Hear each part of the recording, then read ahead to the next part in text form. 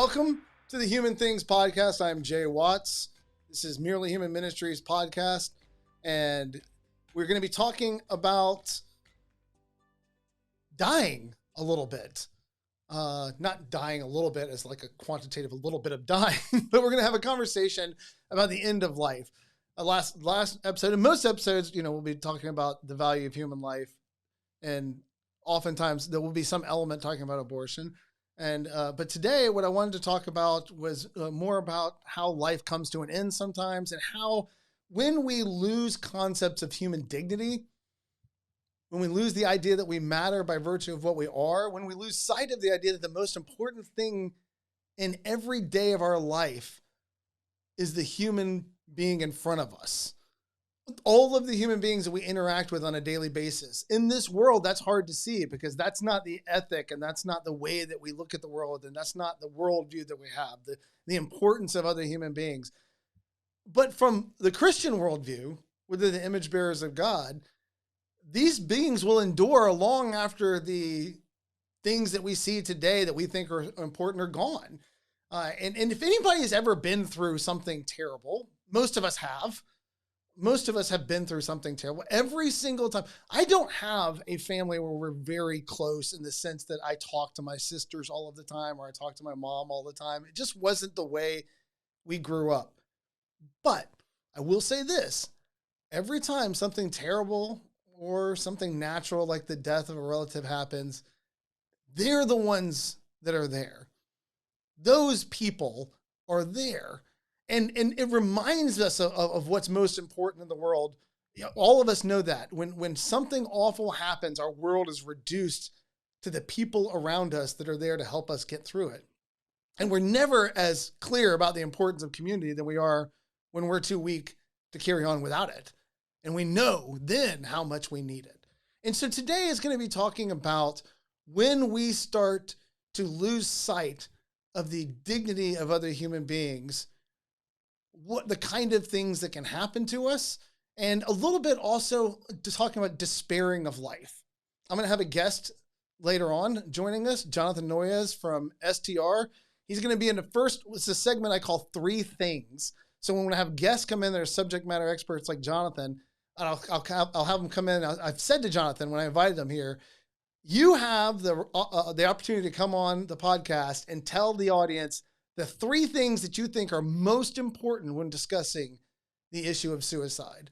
So Three Things is going to be a recurring part of the show. I'm going to have people come in. I've already got other guests lined up for other shows where they'll come in and they will tell us the three things that are most important about the area where they work, and we'll interact with them on those issues. So today it'll be Jonathan Noyes talking to us about suicide. He's done a lot of work.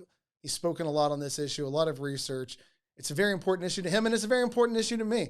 I'll tell you how it became important to me. I was speaking one time about abortion at a school. I believe this one was in Indiana. And after it was over, some high schoolers were waiting to talk to me, as usually happens. The school would let the students talk to me for as long as they wanted after I did Q&A. And so I'd have a smaller group of people there that wanted to interact on specific questions. And they pressed me. They said, you talk about the value of human life. Why aren't you talking about suicide? I said, well, today I was invited by the school in to talk about the issue of abortion, but I got to tell you, I don't know as much about suicide. It's not something that I study. Is it something that's impacting your school right now? Is this something that you at your age are dealing with? And when they told me yes, it was heartbreaking as they started to share with me the things that they were experiencing as young people, the suicide that they were seeing happening around them, not in their community, but around them in the greater community. They were becoming, and that's one of the bad things about social media. Like the good things in social media, it brings good into our life. The bad things is it brings a lot of bad, and you're able to see what's going on around. So it wasn't just the immediacy of the suicides that they were experiencing in their own world. It was the knowledge of other suicides that were happening in the world around them. And so they said, yes, we're wrestling with this. We need help with this. So to start this off, though, I would like to play a poem by Dylan Thomas, Do Not Go Gentle. And I love this poem. I played this before I gave a talk on physician-assisted suicide in DC a couple of years ago. So let's go ahead and play that.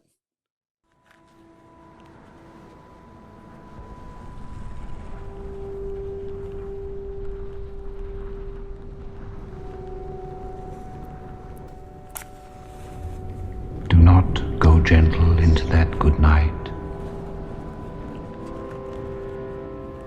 Old age should burn and rave at close of day.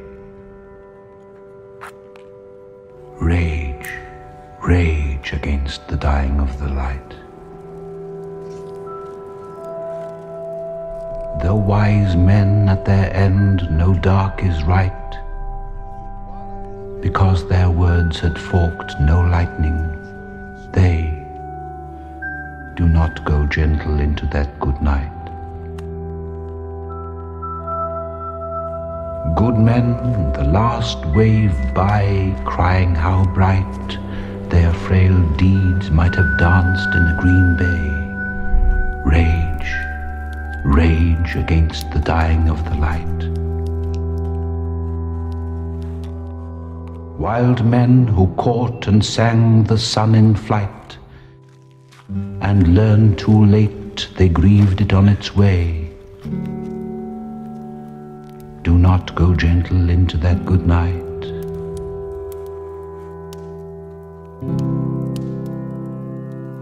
Grave men near death who see with blinding sight, blind eyes could blaze like meteors and be gay.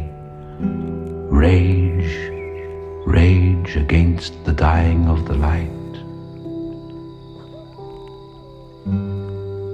And you, my father, there on the sad height, curse, bless me now with your fierce tears, I pray.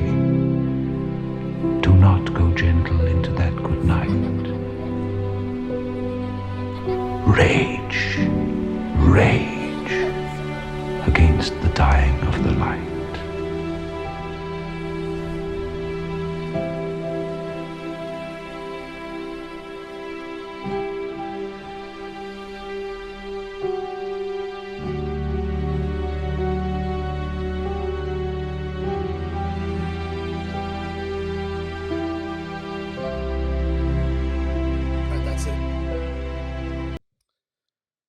Why I started a talk, this was to a group of mostly high schoolers. I think at the time, somewhere around 1,000 high schoolers at a talk in the DC area about physician-assisted suicide. And I played that video and that poem because there's different ways to understand our commitments to life. And I thought that was a different view than what we're often hearing or seeing in a world that is increasingly becoming comfortable encouraging people to leave life, to check out, move on. Now, these aren't trivial matters oftentimes. People who are dealing with deep issues, sometimes terminal illnesses, sometimes what ultimately becomes terminal depression.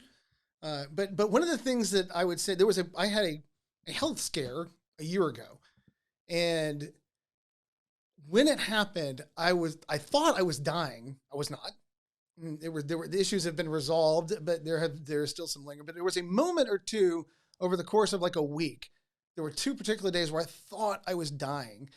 And it was interesting at that moment that I thought I was dying, what I wanted to continue to live for. It wasn't my job, although I love my job.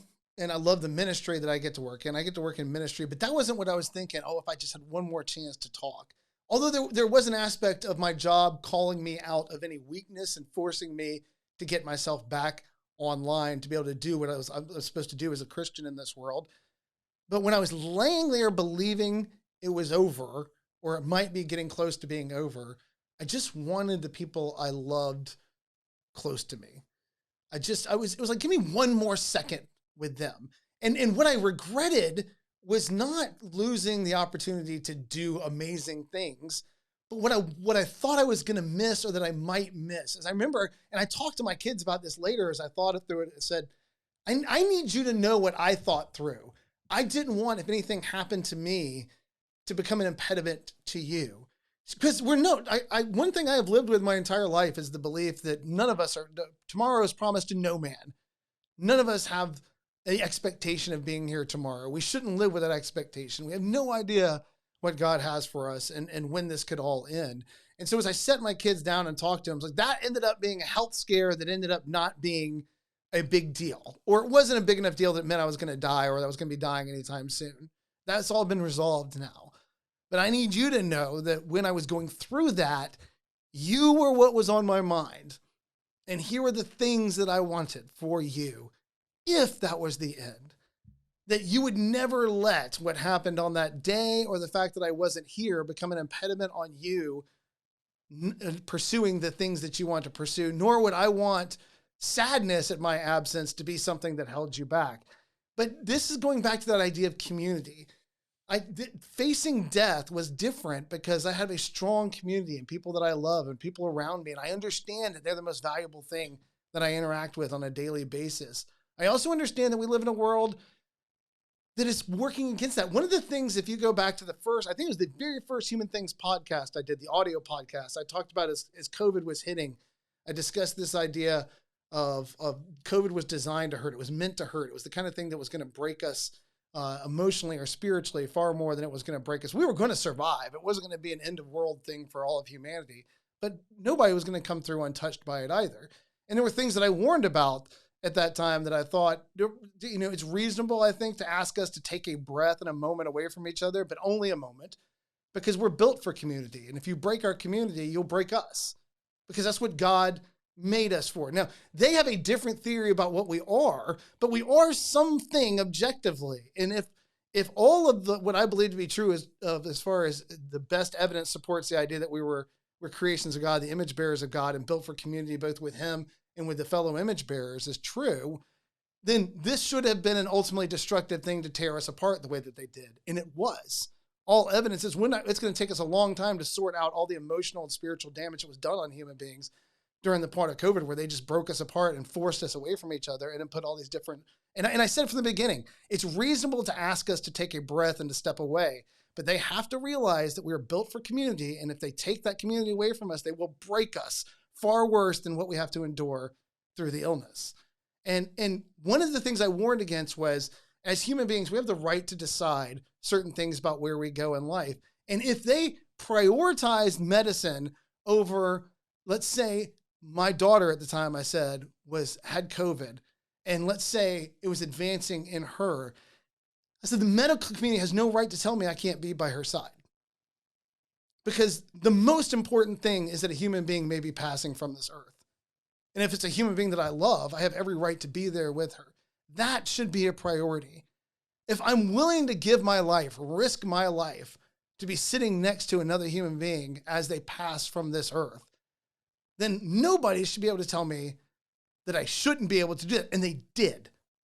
They did that to families. They did that to spouses. They did that to loved ones. They kept people from the people that they loved because they were doing that for our own good. And that's part of the problem. There's a book, and we're going to talk about it more in a future podcast, but there's a book written by Charles Camosy that I read recently called Losing Our Dignity.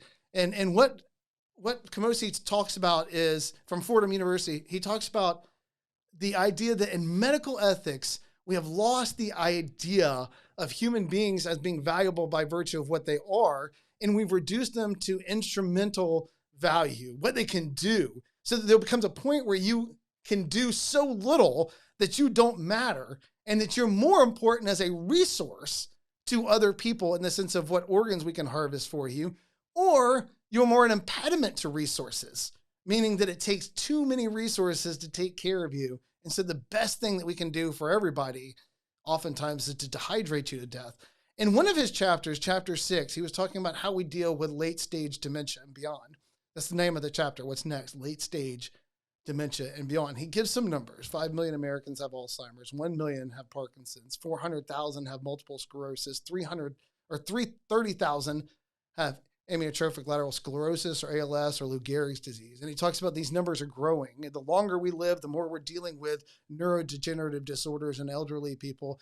And we just lack the resources, the human resources, to be able to care for these people the way that they ought to be cared for. Now, that's a special thing in the way he's framing it, though, right? He says the way they ought to be cared for, because Charles Camosy believes, as I believe, that all human beings ought to be treated with dignity and respect because they're the image bearers of God. But we're dealing with a medical system that is increasingly not looking at us and understanding us through instrumental or functional value and determining that there's such a thing as a life not worth living.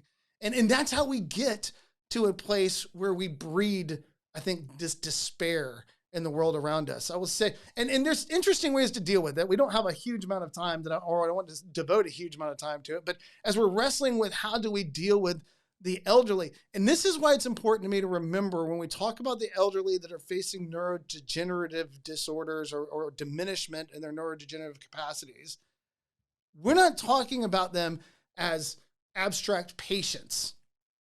We should be thinking about them as the generation that came before us that made our world possible. We wouldn't be here without them. And now we're fostering an image of community where we're outsourcing the most important moments of their life. There's a book, there's several books written on this, but Ira Byock, who was one of the founders of the modern hospice movement, who started his work in hospice because his own father got cancer and he wanted to be left. He was living, I think Ira Byock was in California. His father lived in New Jersey. He said, let me go home and die. And Ira Byock, who was a medical doctor, said, let me take care of you. Maybe this is the reason that I am a doctor, so that I can be here with you. And Dr. Byock makes this case. Your passing from this earth is one of the most important things that is going to happen. It's one of the great events in life, and we're getting terrible at dealing with it. And it's because we're losing sense of the idea that the human beings matter. As Charles Camosy said, doctors are often looking at the welfare of the nation and not the welfare of the individual in front of them.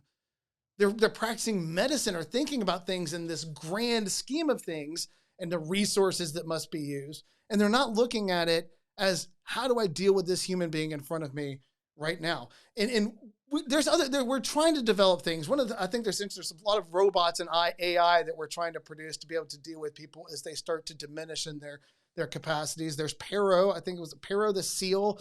He's developed as a therapeutic tool for patients. He's about the size. He's a harp seal pup robot, AI, that looks like about the size of a baby, and they take them in to places where people are dealing with Alzheimer's and neurodegenerative disorders, and it makes harp seal noises. It responds to touch.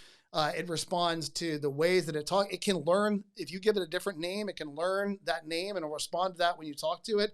And it helps. This helps people to re-engage with their community. We hear from nurses that are dealing with, or caregivers that are working with these patients, and they say, we have people who want to be left alone all the time. They just want to sit there.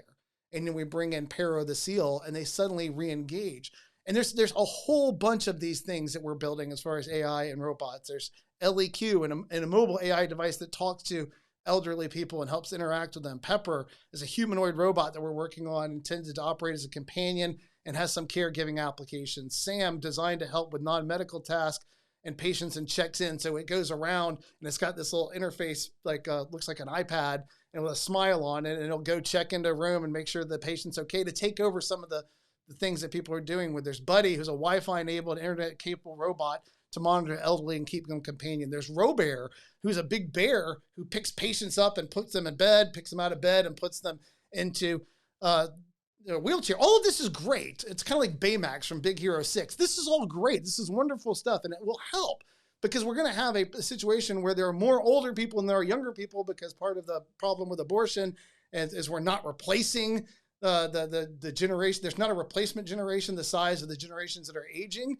And so we're having fewer kids, and we're going to have more older people. So we'll have more people with neurodegenerative disorders and fewer people to take care of them and fewer resources to take care of them. And all of this goes, though, to a point where it bothered me as I looked at all of this. And I remembered before I ever believed I was going to be doing this kind of work in ministry, one of the first things I ever did in ministry as a volunteer was I volunteered for 5 years at a nursing home in my community. And I would go and do church at this nursing home every Sunday for 5 years. And I had some committed people that worked with me.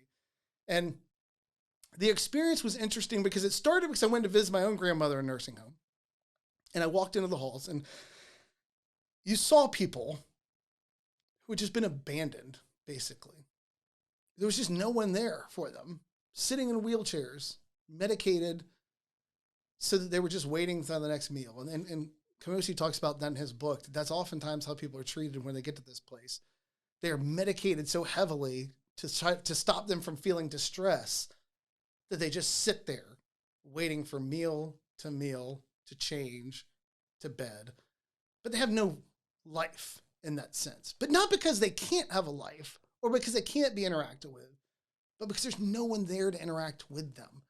So I visited my grandmother and I went and talked to her, but while I walked down the hall and then walked out, I just saw people sitting alone, and I was convicted. Where's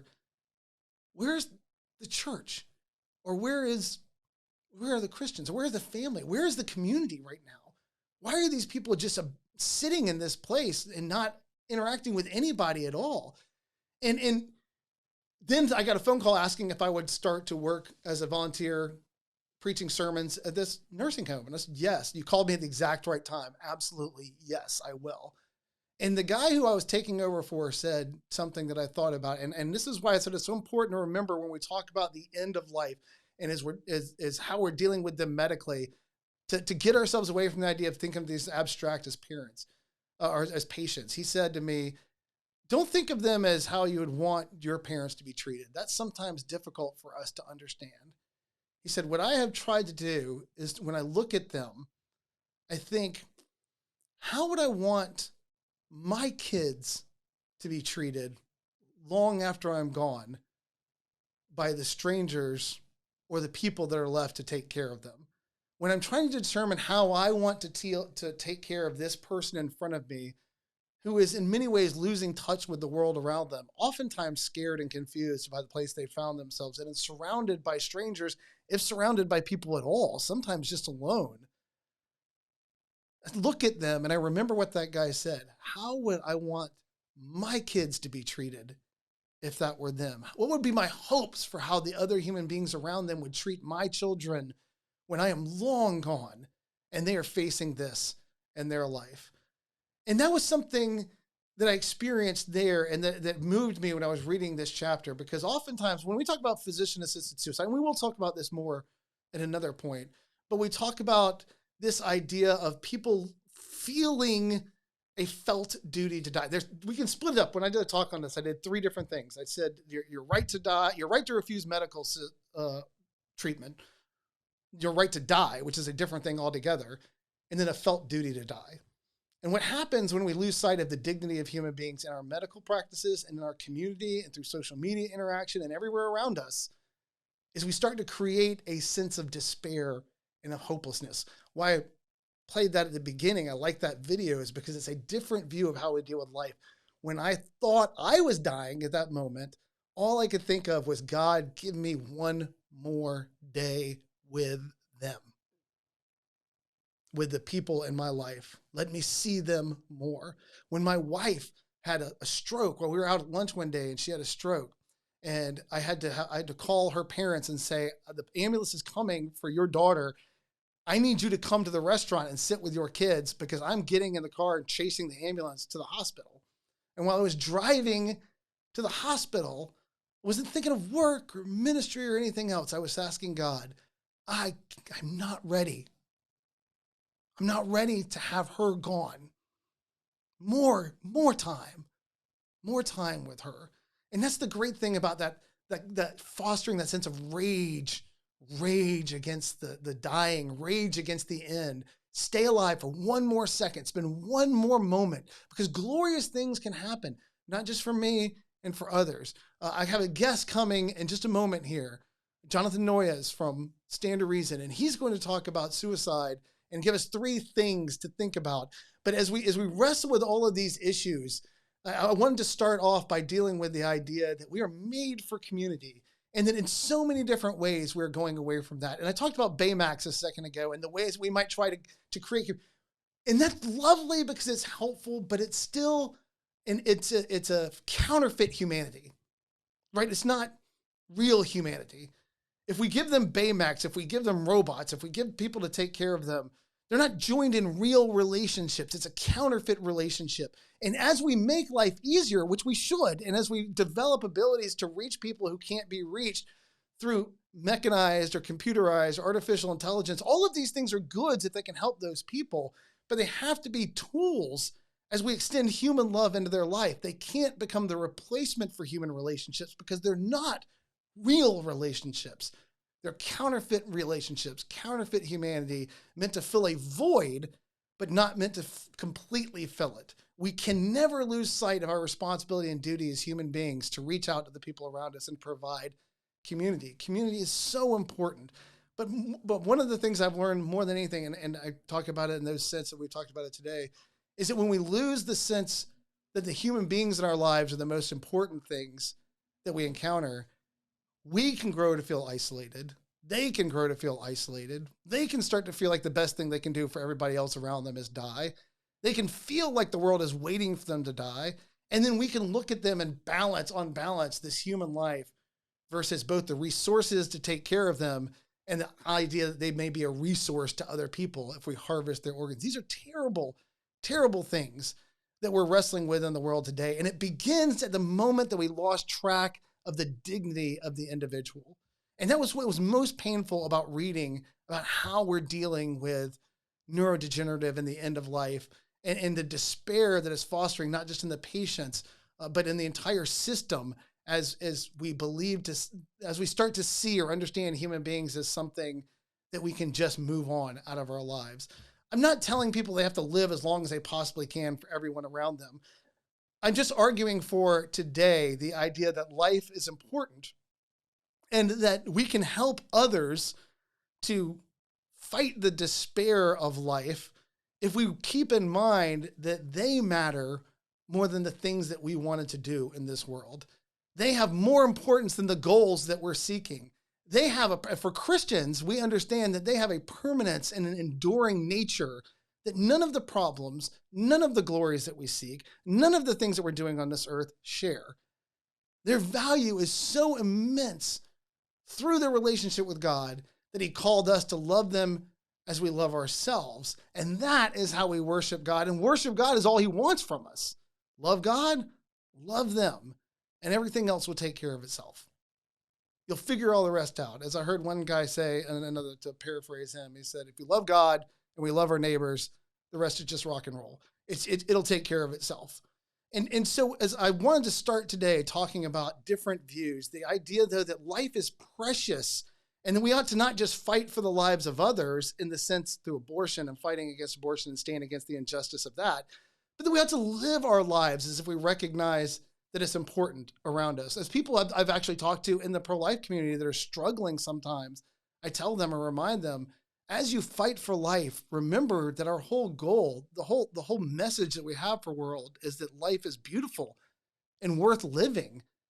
So make sure you're doing that as well, that you're not just fighting for life, but that you're living your life and that you're investing in the lives of the people around you and the community that you have, building meaningful relationships and keeping an eye on what's most important.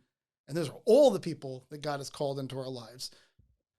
All right, as we transition, this will be the first time in the new HumanThings podcast, HumanThings 2.0, that we do this segment. This segment is called Three Things. We are inviting guests on who understand a particular issue better than I do, and they are given the freedom to say the three things that they want people to know most about whatever it is we're discussing.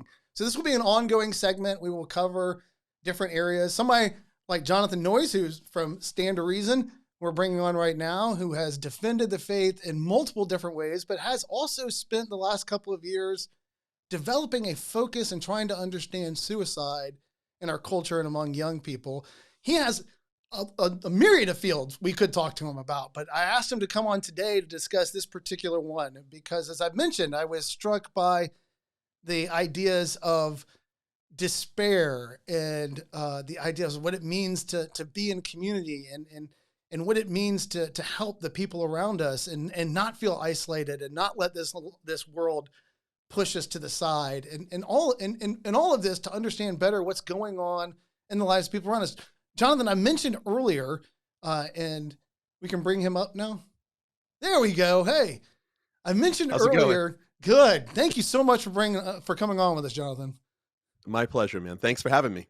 Oh, absolutely. So I mentioned earlier before you came that I had been speaking at a school, I think it was in Indiana. And after I got done speaking, after done Q&A, these students had come up to me and they had said, you're here to talk about the value of human life. You're here to talk about these things. Why aren't you talking about suicide? And so I had asked them at that point, I said, is this important to you? Is suicide something, I know that people in this audience have had abortions or have participated in abortion. And I was called in to talk about that, which was why that was the focus of my talk today. But is suicide something that you're dealing with like that? And I was stunned when they said yes. Yeah. When they said it is something that we are dealing with as young people now in the world around us, that's a present reality. It's not something we're hearing about. It's something that we're seeing and experiencing. So it became important to me. So. Yeah, you know, Jay, it's really interesting that you bring this up right at this like the start of our conversation, because I think suicide is very similar to abortion, not in that it just ends the life of an innocent human being, but in that it's one of those issues that nobody talks about. Yeah. You know what I mean? Like even in our churches, what we do is we take this subject matter for whatever reason we relegate it to the dark corners of even our church, and nobody talks about it. Because nobody's talking about it, you can't let the light of the gospel shine on it. And it was the same thing with abortion for the longest time. I mean, how many years have you been fighting just to have the conversation with Christians even, you know? Yeah. And it's only until fairly recently, I feel like at least, where the conversation's really starting to happen. And as the conversation happens, as we pull these hard things out of the corners and out of the closets, so to speak, and we start talking about them, we start sharing the gospel and applying the gospel on top of it. And then we see people healed. We see lives saved. So it's actually a very similar topic. At least that's the way I approach it. It's a very similar topic to abortion in that nobody wants to talk about it. Yeah, for whatever reason, funny. Right? Whether it be shame, I know exactly guilt. why they don't want to talk about abortion. But I'll let you. I just want to interject. One of the things I think is funny is I have spoken. I can't tell you how many schools I've gone to, particularly high schools, Christian high schools, Catholic high schools, that have brought me in. They brought me in to talk about abortion, and whoever introduced me refused to say that word during my introduction. Like, the introduction for what I was going to talk about was so bizarrely general that by the time I got up there, I had to say, it's important to me that you know I'm going to be talking about abortion. For some reason, he didn't want to bring that up. But that's really interesting. Yeah, it's like the same thing with suicide. Right? It's like we don't want to say the word because somehow if we say the word, all of a sudden something kind of magical happens in somebody's minds. And then all of a sudden this issue that's already a reality is going to become a reality, you know? And it's just like, why aren't we talking about these things? Why aren't we using the appropriate words? It's like raising kids, right? So I got 4 little girls. You can pray for me, man. Like, somebody is always crying in my house. And it's usually me, like over in the corner in the fetal position, wondering what is going on, you know? And so it's like raising kids though, right? You speak to them in an appropriate manner, but for at least the way I raise my kids is we use proper terminology. The baby isn't in the mother's tummy. The baby is in the mother's womb, right? And so we use anatomically correct terms and stuff like this, because what we want to do is we want to teach according to reality, the way the world really is. And when we start removing terms and we start shying away from using the proper terminology, what happens is the subject matter at best, I think, becomes gray. Yeah. It's slushy. At worst, nobody knows what you're talking about. Like in this instance, it sounds to me like somebody introduced you, and they introduced you like you could be you could be talking about the Kalam cosmological argument or anything else, you know, but it's like, no, we're talking about abortion. Yeah. Like today, we're talking about suicide. And it's an ugly word. And it's a word that when I say it, it makes me so sad inside, you know, like abortion.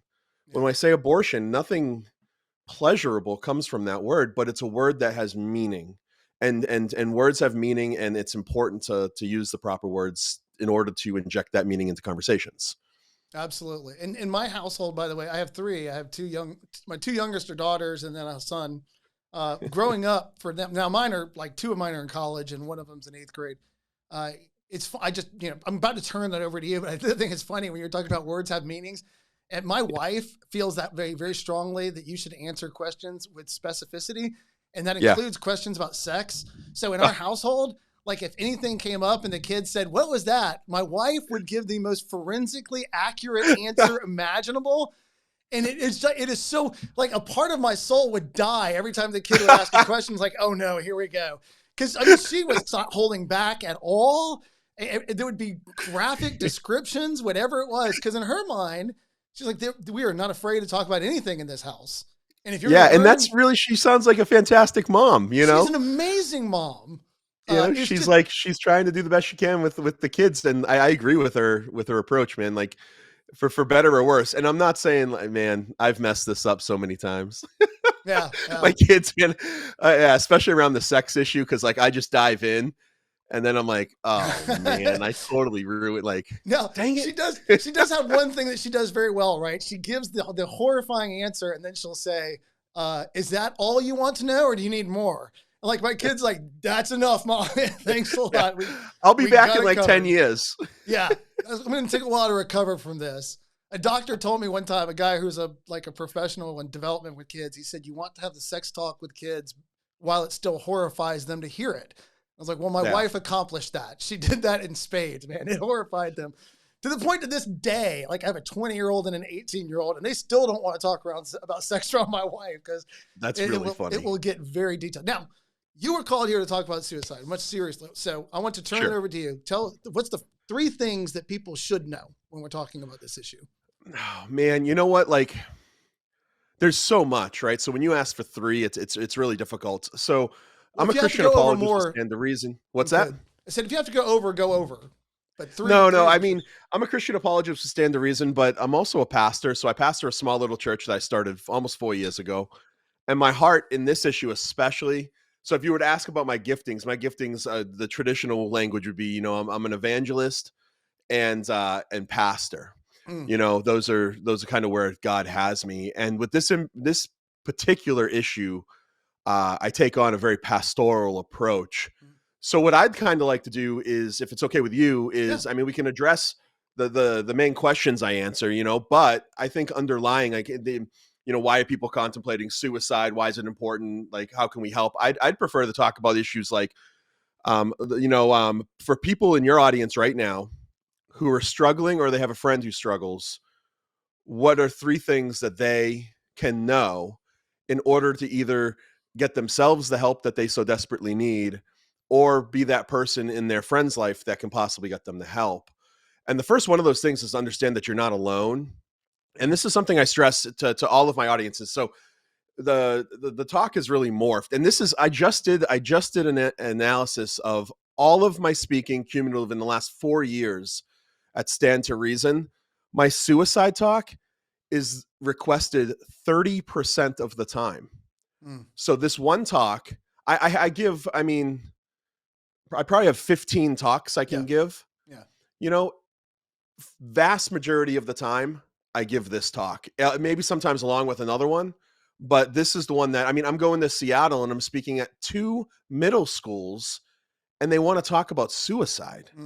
You know, and because it's the number 2 cause of death for ages 10 to 34. And when I start my presentation, you know, I tell people the statistics. I tell them that, you know, the rates are skyrocketing. It's up 30% in the last 20 years. I tell them about there's twice as many suicides than there are murders in this country. I tell them that, you know, there's more than 1 million ER visits, like all of this. But the most important thing, if people walk away just with one thing that they remember, is that they're not alone. Like, they are not alone. And the statistics dictate that. They tell us that. Like, I'll have people, what I do is I get out in front of wherever I'm, whether it be a pulpit or stand or whatever. And I just say, hey guys, I need you, everybody look at me. Look at me. Listen, I want to let you know that I love you. And I can say that, and I can mean that. Why? Because you're made in the image of God. And it doesn't matter what you've done or what you do. It doesn't matter what you will do. It doesn't matter if you're a believer or an atheist. I love you because you're made in the image of God. The image of God is the one thing in your life that you can never throw off of yourself. And because of that, you're valuable. And you have dignity. And you're worthy of my love. And you're worthy of my time. And I want to tell you, I hear you, I see you, and I love you. And that's how I start my talk. And then I build on that to let them know, because of this, I care about you. I want to let you know that you are not alone. And if you have friends in your life that are struggling with this, you need to tell them that they're not alone, right? The stats show it. And what we want to do is our general nature is to believe lies, right? Satan is a liar, is what Jesus says. Satan is a liar. He came to kill, steal, and destroy. Right? Jesus says that Satan's the father of lies, and one of the lies that Satan would have us believe, especially today in the post kind of COVID world where we're trying to figure it out, is that we feel this sense of isolation. Yeah. And not only that, but then we turn to, and this could go off on another tangent, and I'll try not to let it, but then we turn to false community, where we turn to, the social media platforms and pretends like that's real community, when it's not. We're flesh and blood built for relationship with each other. Yeah. We need to feel people's touch, and we need to see their eyes, and we need to be around them and interact in a incarnate way, not just through a screen or a computer. So the first thing that I remind people of all of this, and I just tell them, don't believe the lie. Satan is going to lie to you, and he's going to tell you that nobody understands. He's going to tell you that nobody has ever been where you're at, and that is a lie, because I guarantee you there's people that are watching this video right now. There's people in every audience I speak to who not only want to help you, but they understand exactly what you're going through. No, not the specifics of the situation, because everybody's life's different. Yeah. But we all have people in our lives that have hit rock bottom, and they don't want to live anymore. Yeah. They all believe the lie that they're better off dead than alive. They all become without hope, some of these people, and they know what it is that you're struggling with. So you have to trust me. This is what I tell people: you have to trust me. You're not alone. I'm here for you. And Jay, man, like, okay, so I was just in Minneapolis, 3,800 students at this conference, our Reality Student Apologetics Conference. And I give my talk, my first talk, I give the talk, suicide talk, twice as a breakout. The room is packed. They have to add 70 chairs. So I have about 600 in a room that holds, maybe 400 or 500. These are students. Yeah. They're sitting in the aisleways. They're standing along the walls. And I give the talk from 11 to 12. From 12 on, I'm sitting there praying with people, counseling these students, talking to them, hearing horrific things, but also hearing some really good things too, which maybe if we have time, I'll share. But and then so then going through lunch, going through the next plenary session. Then I have to get back up there at, I think it's like 3:00 is my next breakout. So I have to stop conversation with students, get back up, give the suicide talk again to another packed room, 600 kids, and then get down. And then this last, 2 months ago when I was in Minneapolis, I stayed until almost 7:30 at night talking to these students, because so many of them are hurting. And where the piece of advice, where if I could get everybody to understand one thing, is that you're not alone. Yeah. There are many people that you can turn to for help. There are many people that you can talk to. And that kind of builds on, like, that means, unfortunately, with something like this, it's again, it's kind of similar to abortion. You're struggling with something that's very serious. And unfortunately, you have to do a hard thing, and you have to talk to somebody. Yeah. So sometimes you have to take that first step and talk to somebody, but it's all built on the premise that you're not alone, and I think that's the most important part of it. And then I have two more. I don't know if you have any comments about that. Yeah. I want to say something about that, and then I'll let you say the other two. Because there's two things I wanted to say. Number one, about not being alone. I think it was sitting around one night out at Summit, and Jeff Myers was talking about when they did the Summit, the digital. Remember when COVID hit and they had to find a way to do this online to not lose community.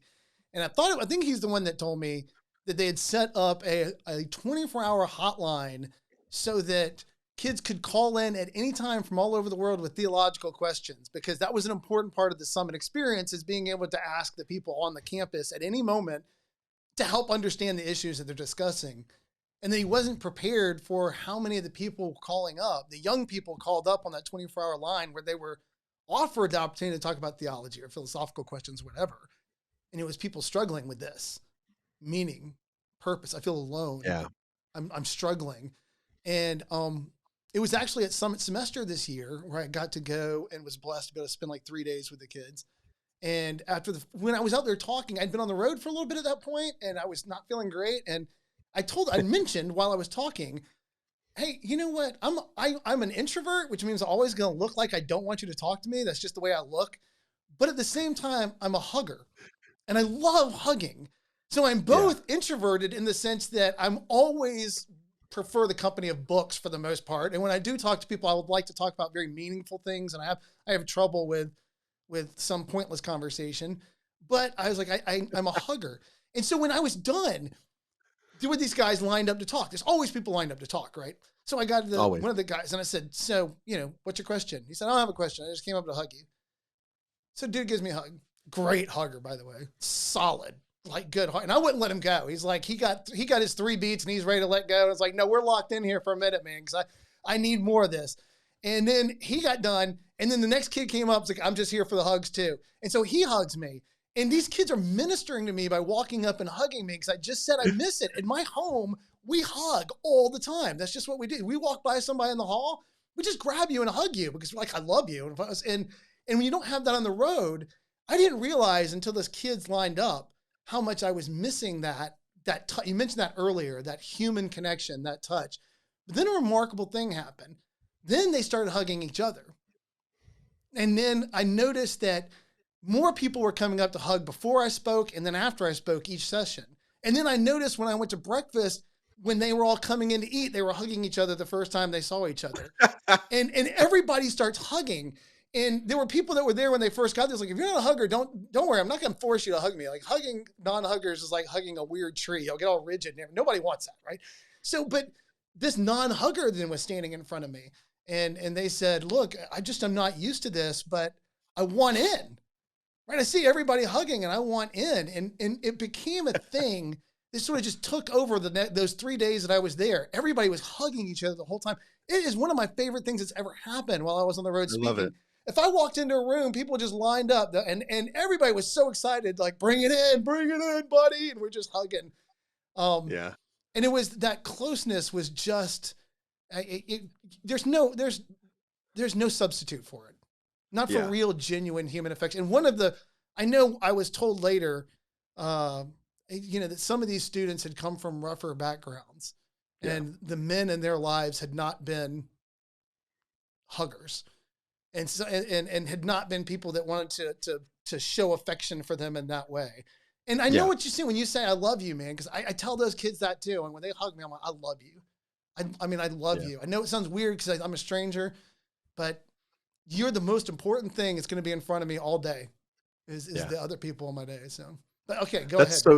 That's so good, Jay. That's like, I think sometimes, oh man, I people sometimes not misunderstands why we do what we do, or like the reason why I go to these places is because is for them, is for the students, is for the adults. It's whoever I'm speaking to. It's for the people. And that's like, I'm going on a fairly substantial trip coming up here to New Zealand. Right. And I'm going to be gone like 19 days. And I was talking to the people, and I'm not like patting myself on the back. I hope it doesn't come off like this because that's not my heart. But like, they're talking to me, hey, do you want to do like Hobbiton, or do you want to like, what do you want to see when you're here? And I'm like, honestly, I just want to be with you. Like I'm there to like, I just want to spend as much time as I can with you and your team and whoever you have me speaking to, because it goes back to image of God stuff, man. Yep. Like we're built for community and for relationship, and I want to see some sights and stuff, but I don't want to. I'd rather be with the people. Yeah. And be with people around me and so into them however I can. And this is something I learned from my boss, Greg Kokel, right? This is something that he's done so well throughout his entire life is that, it's the people that matter, and people are valuable. And we need to, like, this is one of the things that I get really excited when I start talking about this, because like I start talking to the students about this stuff, especially the students. But I like, we got to get off the highways and the byways of life, man. Yeah. Like we got to slow down, put your phones down, get off of your social media. It's not good for you. This is objectively true, by the way, now. Yep. Like we're seeing studies show it's not good for you. Like get off, like spend time to one another. Jesus says there's no study that says it's good for you. Well, right? Paul, I think, is quoting Jesus. It's when we're weak that we're strong, right? Paul says that he's well content with all of these things, all of these tortures and everything like this, because it's when we're weak that we're strong. So we got to become weak with one another, Jay. Like we just got to be real. Yeah. Like let's drop the pretense. Like on Sunday morning, if you come to my church and you ask me how I'm doing and I'm having a rough morning, guess what? I'm going to be like, Jay, man, I'm so glad that you asked. Maybe we can pray right now because I just like flipped out on my wife and she didn't deserve it. And I did it in front of my kids. So now they're getting that from their dad. It's Sunday morning. I have to go preach. Yeah. And then I have to pretend like I'm super holy up here. And it's like really weighing on me, not to mention I'm traveling all over the place and I feel like I'm losing my family. Like, I don't know what to do. I can't afford my car that my wife really wants, and like, you're going to be like, cause you ask these questions on Sunday morning. We ask these questions. Hey, how you doing? Oh, blessed. Pfft. Get that blessed out of my face. Like, no, we're not. We're struggling. We live in a hard world. The reality is that we live in a very hard world. Listen, I have a fantastic life. I really do. I have my dream job. I have incredible mentors. I run a church that I love with my 3 best friends. I have a wife who's absolutely gorgeous and so smart and amazing. I have 4 fantastic kids. I make okay money. I don't struggle. I love my life, but it's still a hard life. So maybe we need to spend more time just being real with one another on everyday life, not just like, not like, man, I could say so much. I don't want to get myself in trouble, whatever. So like small groups, right? At church, even small groups, and at church, we put on these veneers. It's like a nail polish over us, and underneath, like we're just kind of broken and we're hurting. And why can't we just say, hey, you know what? I'm hurting. Like, I need help. Yeah. Like, I just, and you don't need to like solve my problems, but can I just talk to you? Can I just share like 5 minutes of your time? And will you just listen? And when I'm done, will you just tell me you love me? And will you pray for me? Yeah. This isn't rocket science here. But if we focused as Christians, if we focused on that, I think that we'd see our churches would become completely transformed. And I'm not saying this doesn't happen in church. Like, it does. Church is very, very good. But what I would like to do is I'd like to, like, I remind everybody when I'm speaking, like, we got to find rest and comfort in our identity in the gospel and in Jesus, because the world is going to lie to you. The world is going to tell you that you're only as good as your last failure. You're only as good as how many likes a Facebook post or who you take to prom, or what kind of car you drive, or what kind of college you get into, what kind of job you get, how much money you make, what your wife looks like, what your husband does, how many kids you have, how good they are as they sit in church. Like, this is what the world is going to want to judge you on. But that's not where we're judged on. When God looks at us, he doesn't see all of that stuff. He sees Christ's righteousness. We're children of God, Jay. Like, we're children of God. We've been wrapped in Christ's righteousness. We've been called out of darkness and into his marvelous light, is what the Bible says. The Bible says that we've gone from children of perdition, children of wrath, to children of God, adopted heirs, Jay, adopted heirs with Jesus to all that's Jesus's. God has given us everything that he's given Jesus, and he gave Jesus everything. Yeah. And this is the news, by the way, just to be clear, this is the news that's changed the world. Yeah. Elon Musk, he'll come and go. Just like everybody else, all these social influencers, I honestly don't know any of their names because I'm not on social media that much, but all of these guys, they're going to come and go. Yeah. But Jesus never does. And when we focus on that and we find our hope in him and we put our identity in him and we understand that we're not alone and we lean into that community, we become real with one another. We get strength from each other, which actually leads kind of the second point, right? So you're not alone, but then also that we have to learn that we have to press on. So Paul says in 2 Corinthians 2 Corinthians 4, somewhere, he says, for these are but momentary light afflictions producing in us eternal weight of glory.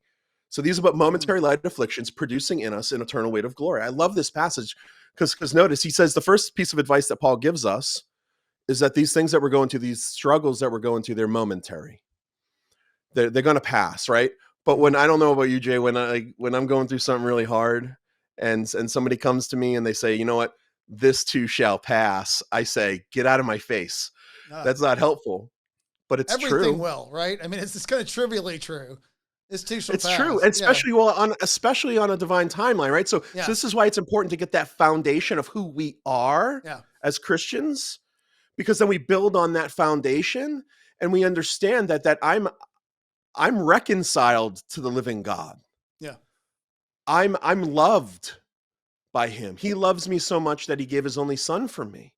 So I have this love. And by the way, the Bible says that there's nothing that can separate us from the love of God, right? As far as the east is from the west, so far has God removed his transgressions from us, right? He doesn't look at us like that. So we build on that. And then so we know we're destined for eternal glory.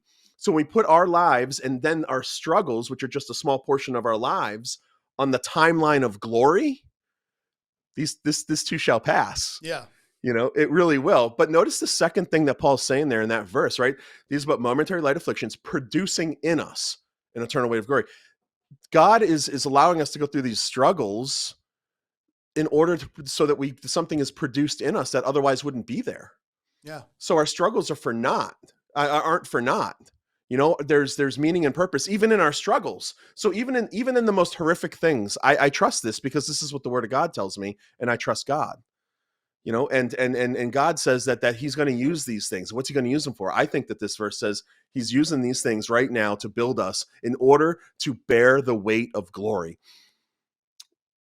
We're going to be rulers alongside King Jesus in heaven. This is really cool. Like, we're going to be given charge of angels, is what the scripture says. Charge of angels. Jay, man, I'm going to be like, Michael, go get me a Coke. Yeah. Right now, I'm not gonna say that. I'm not. But I'm gonna watch how that turns out for you. Yeah, no, I'm not going to, obviously, but this is who you are, Jay. Yeah, I know. Yeah. This is the true story of reality, yes. which is so cool. So you're not alone. Not only that, but God loves you so much that he's saved you when you're a Christian. And that gives us the strength, even in the midst of struggles, to press on through our struggles.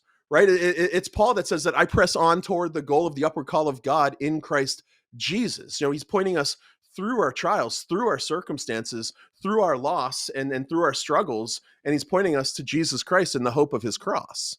And when we have this, it's a great... Sorry, I can go off, man. I'm so sorry. No. Oh gosh, no, don't worry about it. I love it. That's what you're here for, because you're going to make my show more interesting.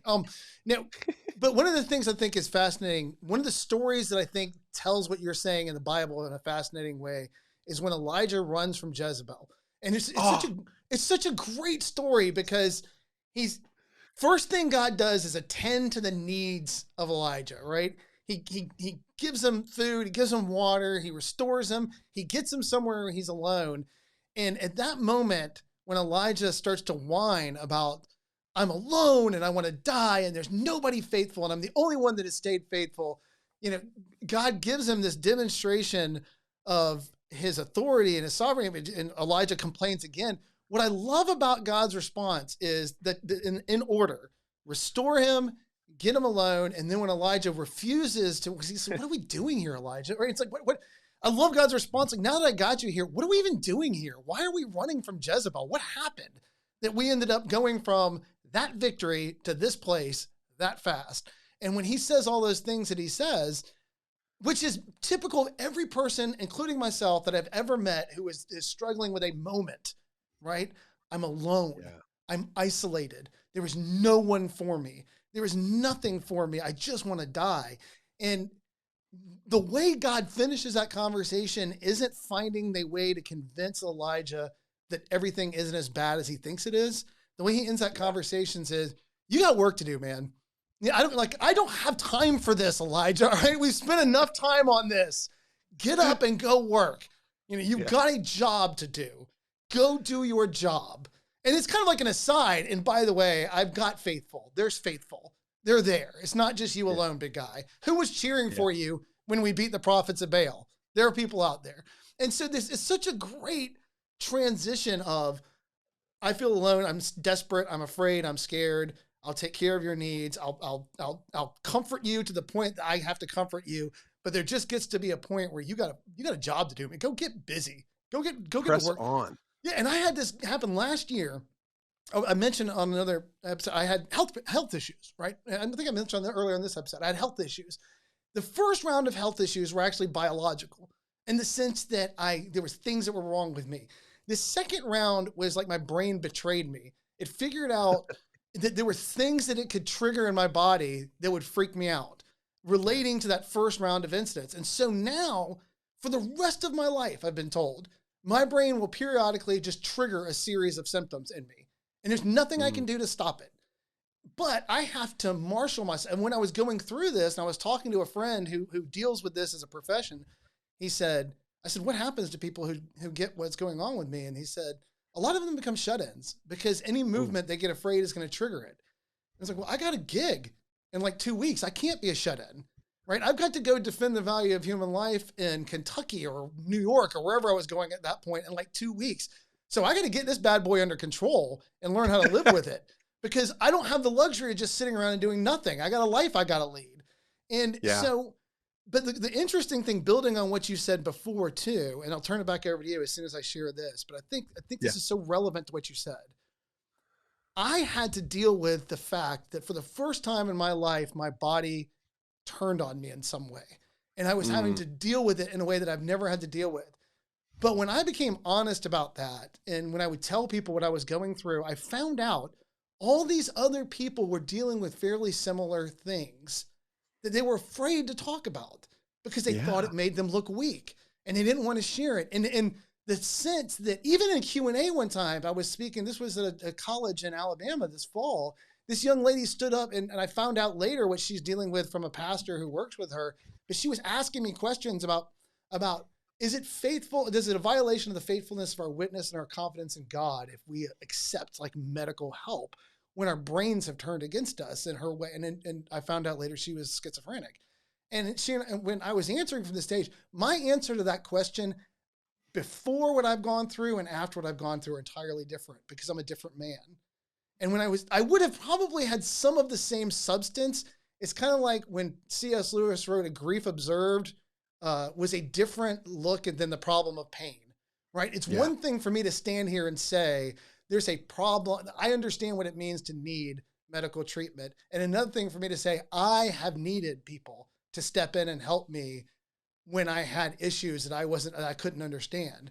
And so there's nothing wrong with you going to somebody who can help you when your brain has turned against you to get the help that you need to get it back under control. And all of these ability to have that identification with them was born out of the fact that once I went through something, I was willing to admit it to them. Oh, I've had that issue. And they, well, I've had it. And they got very excited at that point because they're not alone and they're seeing somebody deal with it, right? I didn't say I beat it. I didn't say it's gone. It's just a part of my life for the rest of my life. It's just there, but it's not going to run my life and it's not going to stop my life. Yeah. I think that's a great illustration of exactly kind of the point that the point that we're making today, right? So the first is that you're not alone. The one is, and then you're not alone in this diagnosis for you. Elijah wasn't alone. God made that clear as he picks him up, clothes him, feeds him, dusts him off, and sends him out. And then the third one that you just said in your thing, you're like, hey, Doc, I got things to do. Like God has his hand on my life to do things. I have to do them. That means I need to figure this out so I can go to New York or Kentucky or wherever, in your case, defends, these an innocent human life. Right. Yeah. And that's the third principle, so you're not alone, press on. The third principle that I think that we should talk about is that God's not done using you. Yeah. Right. So sometimes, and this guy, this wonderful guy, Brett Kunkle, perhaps you know him. I know, right. And in his book with John Stonestreet, I remember this line. I could find it in the book in a second. Practical Guide to Culture. Yep. He says, don't confuse the moment that you find yourself in with the entire story of your life. Right? Don't confuse the moment you find yourself in with the entire story of your life. And what he's saying there is that we're in a hard moment, but when we press on, and the reason why we press on, this is exactly what Paul was saying. This is what you were just saying. This is what God was saying to Elijah. When we press on, God will use you. Yeah. God will use you. So let me just say, like, directly to the people who are watching or listening to this, like if you're wrestling with loneliness, if you're wrestling with thoughts of suicide, I want to let you know that God's not done with you. God will pick you up. God will dust you off, and God will use you. And oftentimes we're used in the lives of other people that are going through this very thing. At the very onset of our conversation, we said, you're not alone. There's a lot of people who know what you're going through. Well, the reason why you're not alone, and there's a lot of people, because people pressed on. Yeah. because they got to the point where you're at, but they pressed on through it. And when they did that, they saw the sun rise on the darkness that they found themselves in. You know, and it gets back to those lies that we believe, those lies that we've already touched on, right? Paul says that my grace is sufficient for you, for power is perfected in weakness, right? He says that I'd rather boast in my weakness so that the power of Christ may dwell in me. So it's all about being weak, getting low with each other so that we can spur each other on and remind each other that God's not done with us. God will use us. And so, you know, and then that's like what's going on in your life right now, Jay. Let me encourage you. You're doing incredible work. Jay, you are literally saving lives. Like sometimes I don't think like we stop and think of this. Like you are literally saving lives. Like there are going to be people in heaven that you've never met, but are given the opportunity to respond to the call of Christ on their life, and they're going to do incredible things, all because you gave a presentation at a high school and affected a student in such a way that they didn't kill their unborn baby. Like this is incredible stuff. This is so cool. You know, so as you press on through your trials and through your loss, through the stuff that's going on in your own mind, as you lean into the hard things and you rely on the community of God and you remember that you're not alone, God uses you to do incredible things. Yeah. Like, this is what we get to do for a living. Do you ever stop and think about this? We get to do this. Yeah. Like, this is like, oh man, who am I? I think Scott Klusendorf and I were talking one time, and he was relaying something to me. I want to say Chuck Colson had told him, and it was that, and he'll correct me next time I see him if I get this wrong. But Scott was saying that Colson had told Scott early on in his ministry. He said, "God will not let you see the impact of your work more often than not. Like he's going to hide it from you." He's going to keep you veiled from it so that it can't, so you won't work for it, right? Like we're not working for those things. I'm working because I am obedient to God's call, and I live in a culture that demands that somebody say something in the face of the things that we're seeing in our culture. But he said, every once in a while, Colson told him, every once in a while when you desperately need it, he's going to pull back the veil and let you see just a touch of what you're doing in the world, just enough to keep you going. And then he'll close it back down because he needs you looking at the job, right? I need you on the job. You need to keep your eyes on your work and not that side. I'll take care of that side of things. But I've found, as almost everything Scott has ever said to me in my life, to be incredibly true, right? We work in a world where God just doesn't let you see how you're impacting the world around you all the time. But every once in a while, he is in his grace and mercy, he'll just peel it back a little bit, and suddenly somebody says something to you, and you're like, wow, I wasn't aware that I was doing anything that mattered because I was just doing the job in front of me every second of the way. But it's amazing that to me doing my job, the craziest thing for me, before I turn it back over to you, is that oftentimes the things that I say that matter to most of people are not what I intended to say. I mean, I get up there and I'll have this hour-long talk where I'm making, I think, these great points. And then these people would come and see me like a year later and they would tell me what I said. But that wasn't part of the main points. That was a throwaway line. I mentioned that off the cuff. But it changed. That was the thing that they locked in on, and it changed them. And so it's just a fascinating thing to be in service of God.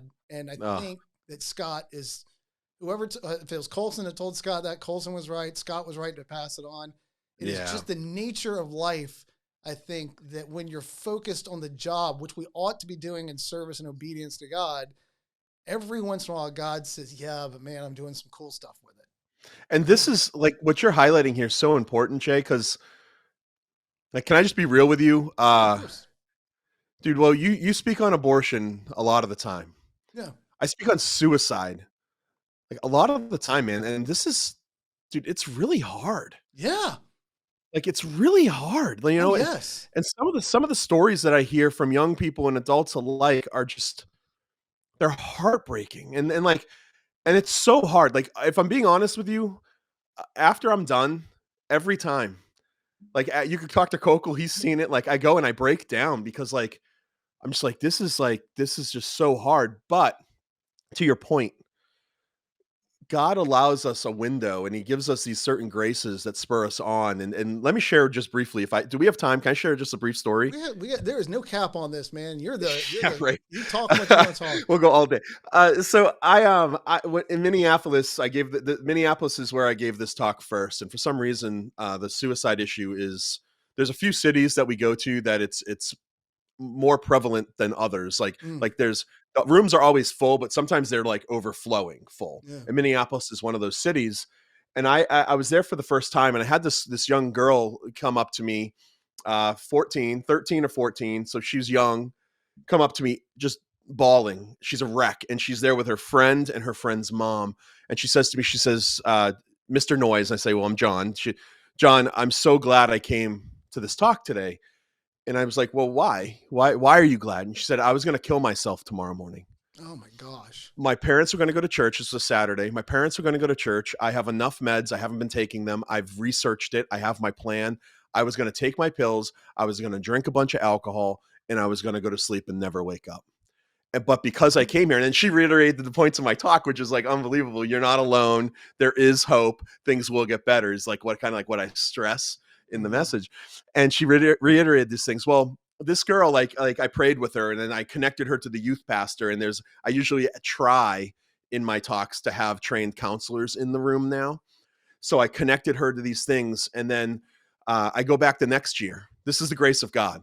I go back the next year, and she's there. And she comes up and she gives me like a huge hug, which is like, I'm kind of like a hugger too, but with like, girls, I do the pastor side hug normally.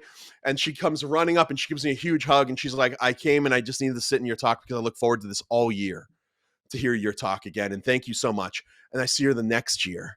And now she's like a young woman, and she's absolutely beautiful. And where once she was like dead inside, you could just see it like in her eyes. She had no life. Now she's vibrant and alive. And then this year I went and I didn't see her. And I was like, oh man, I hope everything's okay.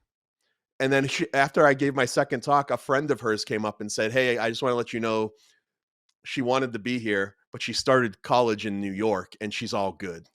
And it's just like God allows us these images, like right there, that girl. And she doesn't know this about herself, but she's an anchor for me in God's grace that spurs me on. That's like, okay, God is using this despite me, because I'm a wreck. Yeah. Like I'm a wreck. People who are listening to this and watching this, they can see this. I'm passionate and I'm like all over the place, but God still uses it. And I have a lot of heartbreak. Yeah. But I have a lot of those types of stories too, where we get to experience God's grace. And then he, like you said, he kind of pulls back the curtain just a little bit and says, you know what? Like it's worth it.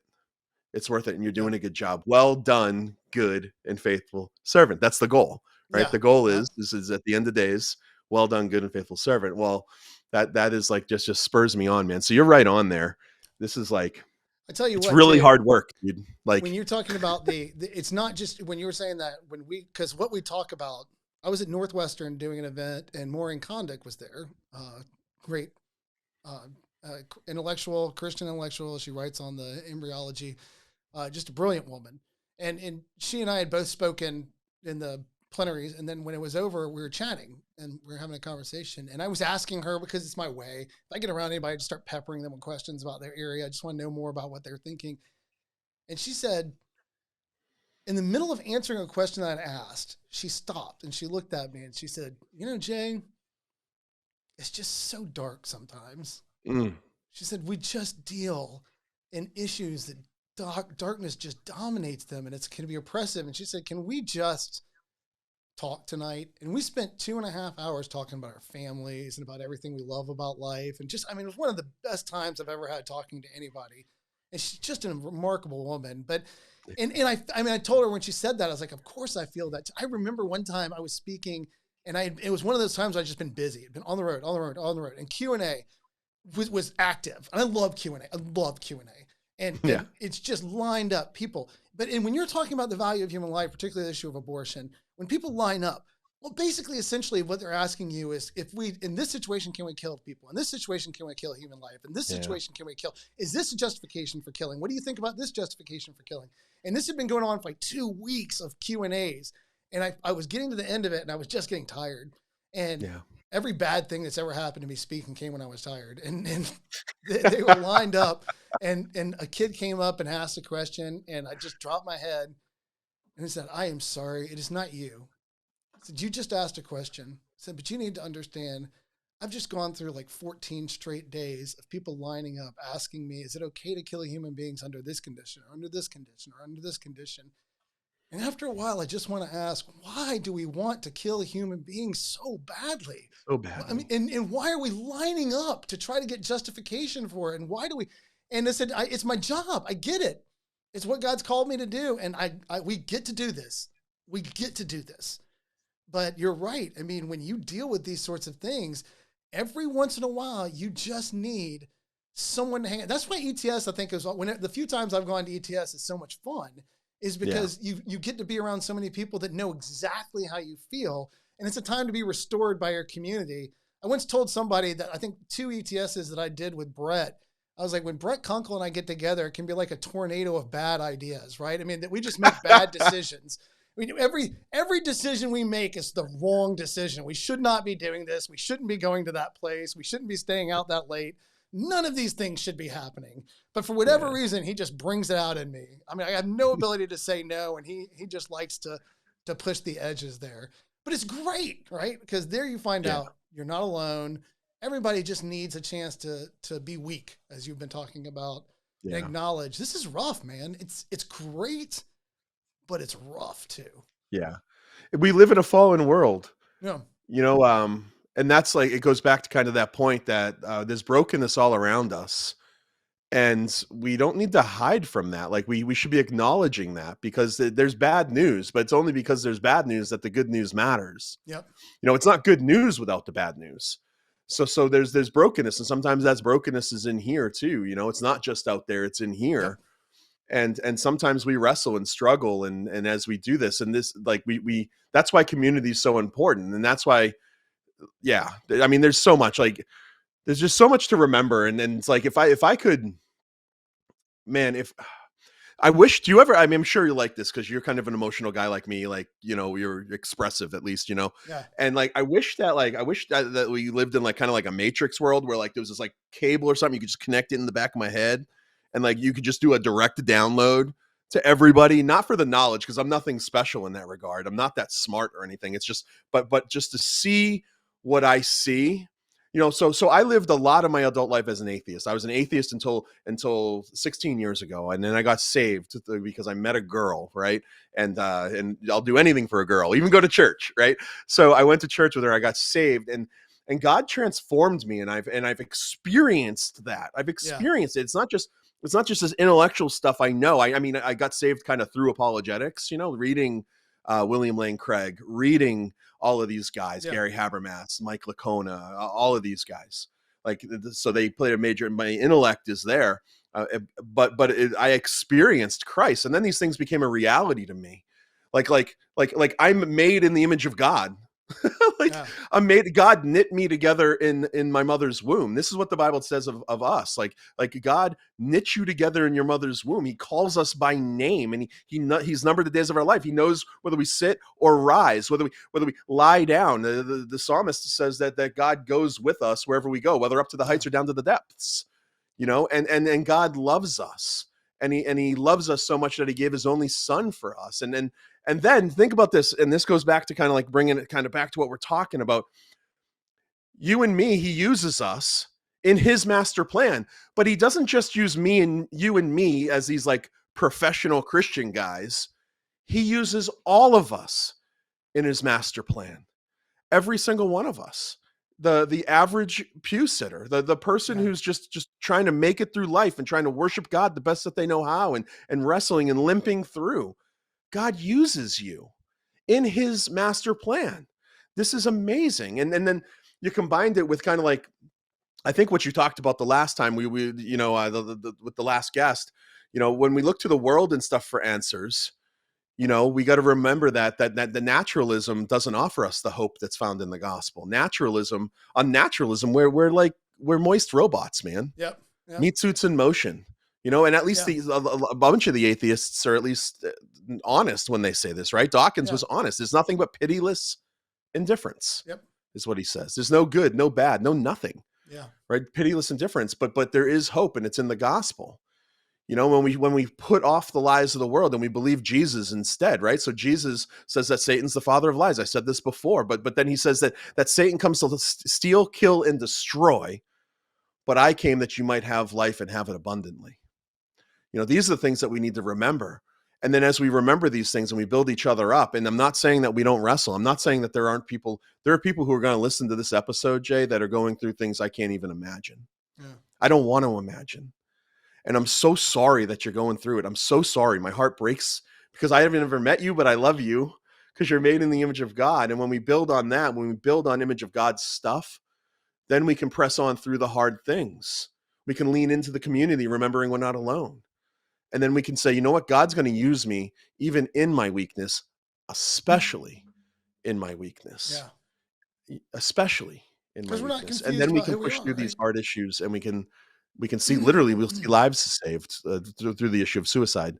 You know, Yeah, I have being, to say 988. So if somebody's listening to this, it's really important that they know that the 988 is the suicide helpline. They used to be an 800 number. Just recently, in the last couple months, they've created just 988. You dial that on your phone, and you get some help. It's okay help. It's a Band-Aid, but it's help. So for your listeners, if you're in despair, dial that number. There's something to just get to the next thing. I mean, the whole thing of HumanThings, as far as the name of it, went from C.S. Lewis saying, you know, hope to be found doing human things by God, right? But another thing was that there's the book, the Dune books. In the second book, there's a character that has been fundamentally changed from what he was originally, been resurrected in a sense, and he is wrestling with what he is and trying to figure out if he is in fact human. And as he's talking to Paul tells him, you know, he's the guy. I don't know what to do next, and he tells him, well, just do the next human thing. And that was one of the reasons I love the name of it. Was like, just, you know, if you're wondering if you're a human, just find some way to do the next human thing. And I would say in my life, as we talk about this idea, like you just said, it's a Band-Aid. Sometimes what you need to do is get to the next thing. Right. That's right. You don't need, and we talk about this in abortion as well, but with all people that are struggling, you don't need to have all the answers right now. What you need is a day, one more day. And then tomorrow we'll get to work on it and give you another day and another, right? We just got to get to the next thing. And I genuinely believed this one of the things that fundamentally transformed when I went from being an atheist to a Christian. And it's one of the things that has carried me through my entire life as a Christian, outside of just the fact my faith in Christianity was largely born by the fact that I just like Jesus better than I like everybody else. I just do. It makes it really easy not to get caught up in the culture, because they whatever pressure they put on, I was like, look, I lived a cultural life. I just like Jesus more than you. He's cooler than you. Good. He's better than you. I enjoy it. And so you have nothing. You have nothing I want. I have no interest in anything you're offering, because he's just better in every way than whatever you're bringing to my table at any moment. But when I became convinced that God was real, which was a hard thing for me, but when I did become convinced he was real, I can remember those early conversations with him, which I guess were prayer. But I was just, okay, I guess you're there now. I mean, I know you're there. So I got to figure out what this means. And I don't know how to act like one of your believers, because I don't really fully understand everything y'all say you believe. And that's the kind of the birth of me in apologetics at that moment. But I became convinced that all we needed was one good day, right? Was that no matter how bad it is, no matter what I'm going through, no matter how difficult the circumstances I'm facing are, we are one good day away from everything turning around. I am living for one good day. I have had bad stretches, but during those bad stretches, I just knew there is one good day. That's all he needs. He can do it at any time. It could be coming, that one good day. And if I die in hope of that one good day coming, at least that was better than just packing it up and giving in. Well, but that'll be the best day. Yeah. Because you'll be in glory. Yes. You know what I mean? Absolutely. Yeah. So it's like that. I love that. Like, just one good, you keep your eyes focused on that one good day. One good day. And a lot of times I think we feel like Jesus came to make us Jesus came to make us more human, not less human. Yes. He didn't come to make us divine, that's for sure. Yeah. But he came to make us more human. And then I feel like sometimes as Christians, we try to lean, like we don't want to be human. You know, we like lean away from our humanity. But Jesus is the prototypical human, so we should be leaning into our humanity and leaning into those things that God's really created us for. And that's when we find, anyways. Yeah, this is Well, like, he tells us that's what a really humanity good point. is, right? I mean, even building on what you just said, we don't even understand what humanity is without him telling us what we live our lives if we believed what the world told us about ourselves in a manner that is ultimately destructive to not just our relationships with other people, but with our relationship with ourselves and how we understand our place in this world. And it's just all. I'll end on this and then I'll give you a last word. This is it's the one good thing I think I've ever done in ministry that I feel like with 100% good. Although there was elements of it that were bad. I was doing one of the first things I did once I started speaking was I was doing a D now, a disciple now. And I was doing, it was mostly middle school, but there was some high schoolers there too. And so I was we were talking about living with purpose. When in the midst of it, I said, I got an idea for a concrete lesson for them. So I got a wiffle ball bat and I came in, and while we're talking, I was talking about being a purpose, understanding your purpose, understanding who and what you're supposed to be. And I said, okay, give me the smallest person in this room. Tiny little 6th grade girl comes up. I mean, she was teeny, man. She was small. And I put her up the front of the room. This was a miscalculation on my part. I start pitching her wiffle balls, thinking she's not going to hit them. She's crushing them into the audience, right? I mean, like right into people's faces. So this is not working the way I planned already. JD, are you serious? Yes. And I'm worried about lawsuits. So as people are getting nailed and screaming, I'm thinking, it's okay, you're fine. It's just a wiffle ball. Because this little girl is cranking them in. I thought she'd hit them over the audience. It didn't occur to me she was going to hit them right into the audience. And then in my planning, that was just not the genius part. So then I said, okay, now give me the biggest person in the room. And there was this kid that was just definitely an athlete, like 6'3", 6'4", just jacked. I mean, muscles everywhere. Everyone in the room gets terrified about what's about to happen when he steps to the front of the room. And when I reached in the bag, instead of getting a wiffle ball bat out, I put a big, huge can of yams down. And I said, open up that can of yams with that bat. Yeah. You got a minute. And he said, what? And I said, hit it. You can do whatever you want with that bat, but you got to open up that can of yams with it. So that dude starts wailing on that can. And I'm mocking him and making fun of him. Like, come on, boy, hit it harder. And he is just railing on, he's screaming. When he's, just hitting that can of yams. And I mean, he barely dents it, right? But when he gets done, I was like, a minute's up, man. You did not get that can of yams open with that. But I said, hand me the bat. And I held the bat up. Bat was trashed. Yeah. And I was like, you are like this bat. If you do what you were intended to do, when we were using it as it was intended to be used, that little girl was able to crush those balls into everybody's, I mean, just hitting them, and everybody's ducking and diving because she's hitting them so hard. It took nothing for her to do the job when she had that bat doing what it was intended to do. So, but when you try to live your life as you're not intended, serving a purpose that you were never intended to surface, you will be like this bat, broken and beaten and destroyed, wailing on something that you were never meant to attack like that, never meant to live that way, never meant to be used that way. You're not that kind of thing. And for those people in that room, it's like that one moment they realized that's how important it is to know your purpose. It's not just so you're doing right things, but living in accordance to the purpose that God has called you to just makes you effective and right and protects you from the harm that comes when you believe the lies about yourself, the lie that you're alone, the lie that there is nothing that you can do, that you can't be used, all of those things that you've addressed today. I'm going to give you the last word here, man. Oh man, I think that's a good way to end it. You know, I just remind people, you're not alone, and there's a lot of people that want to help. There's a lot of people who can understand. I want people to remember that they're made in the image of God, of infinite value and worth, of dignity. And when they press on and they lean into that nature, that fundamental nature that they have been made with a purpose, when they lean into that and they press on and find the strength, God will use them. And we see it. I see it over and over and over again. There is hope, and his name is Jesus. Yeah. And we lean into that, and especially in times of difficulty. So let's get weak with one another. Let's just be real with each other and see God work.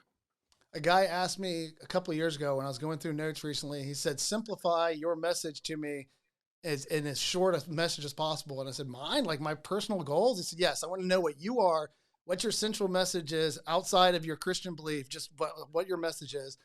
And I said, when you meet other people, treat them well, minimally don't kill them. That's it. Yeah. That's what I want. When you meet other human beings, treat them well. And minimum, if you can't do that, just refrain from killing them. And we're going to be good. That's true, man. Love your neighbor. Oh, man. Well, God bless you. Thank you so much for your time. John Noyes, Stand to Reason, str.org, to get more from him and his fine organization, the best at what they do. I love those guys. And mine is merelyhumanministries.org. If you like what you're seeing here, feel free to go there, contribute to the cause. We're creating more of these. John, you are welcome to come back anytime. If you have 3 things on something else you want to talk about, just let me know and we'll run it again. Thanks, Jay. Have a great day, man. You too.